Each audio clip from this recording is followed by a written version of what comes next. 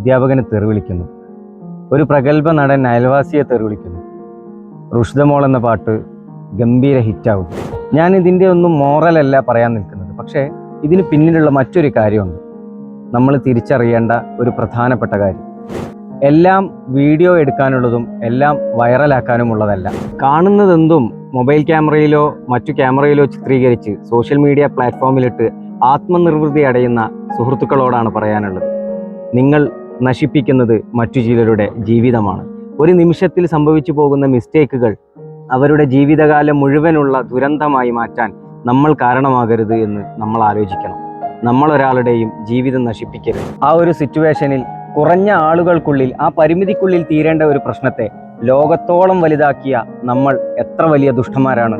അവരുടെ ജീവിതകാലം മുഴുവൻ നമ്മൾ അവർക്ക് നൽകുന്ന സങ്കടം എത്ര വലുതാണ്. ഇനിയൊരു റുഷ്ദമോളും ഇനിയൊരു വിദ്യാർത്ഥിയും ഇനിയൊരു പ്രഗത്ഭ നടനും വൈറലാവാതിരിക്കട്ടെ, കുപ്രസിദ്ധി ആവാതിരിക്കട്ടെ. നല്ലത് നിങ്ങൾ വൈറലാക്കും, അതല്ലേ വേണ്ടത്. ലോകം നന്മയാണ് പ്രതീക്ഷിക്കുന്നത്.